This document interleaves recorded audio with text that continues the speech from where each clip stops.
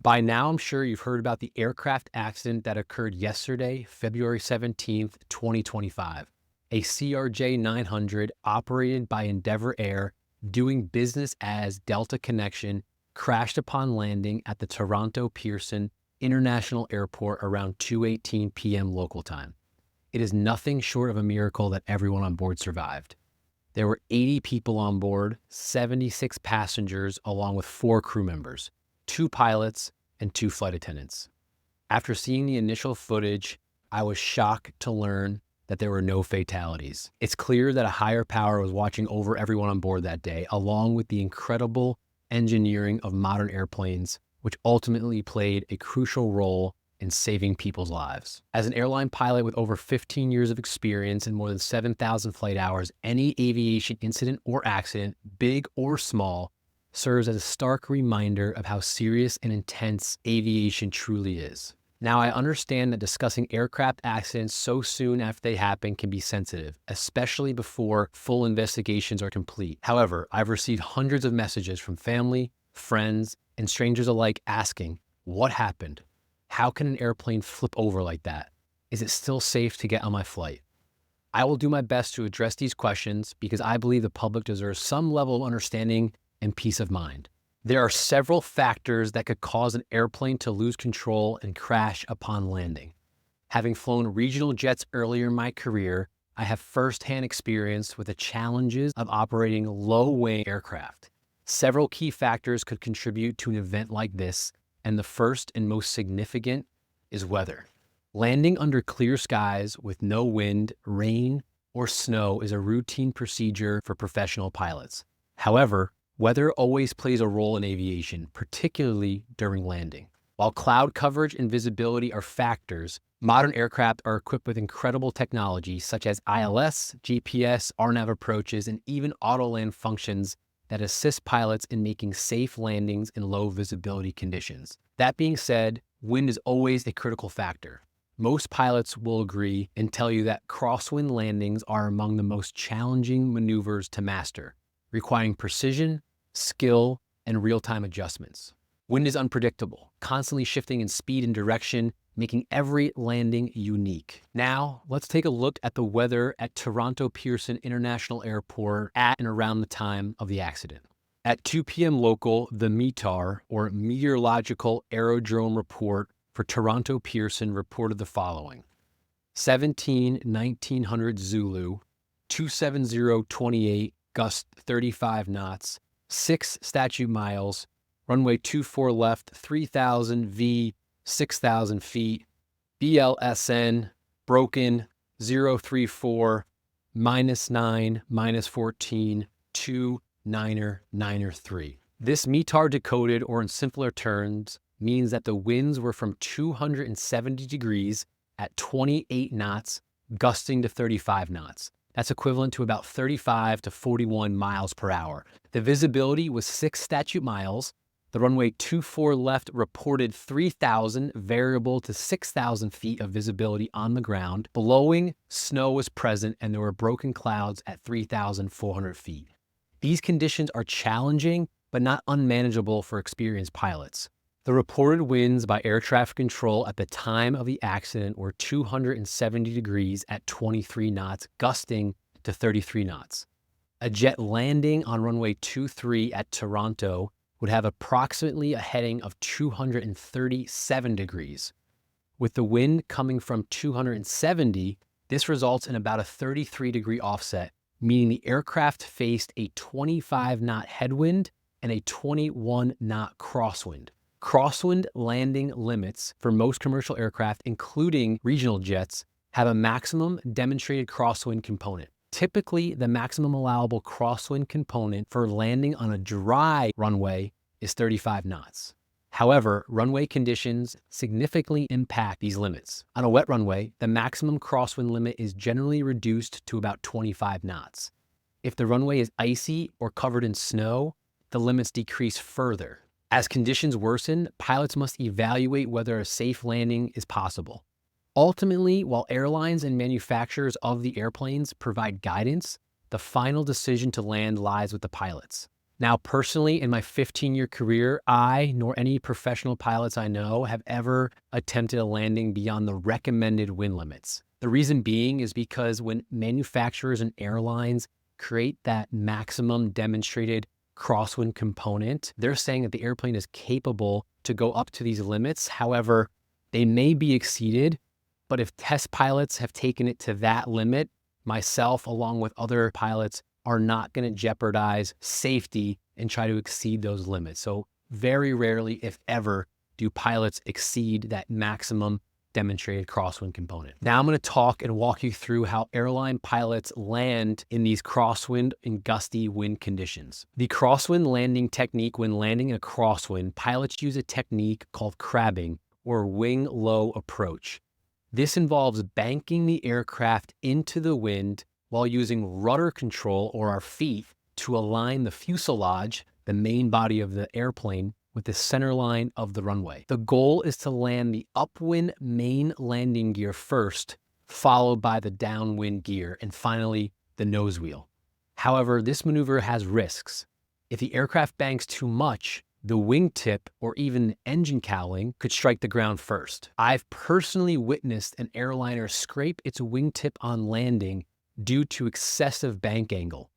While the aircraft was able to do a go-around and land safely on its second attempt, such an event could lead to serious consequences, including loss of control. I'm going to do my best to demonstrate and walk you through what I mean by a wing low or crosswind landing that airline pilots and pilots in general are trying to do on gusty, windy crosswind landings. As the airplane approaches the runway, in this case runway 23, the aircraft heading, if there was no wind, would be approximately 237 degrees. However, with wind, wanting to push the airplane if it's coming from the right, as it is in this example, the pilots have to use the ailerons to bank the airplane into the wind to maintain that center line track. However, they do not want to touch the airplane down with the main wheels like this, pointed in this direction, because as soon as they land, the airplane is going to take off in a direction that they do not desire. So what the wing low method does is, as the pilots are flying closer and closer to the runway,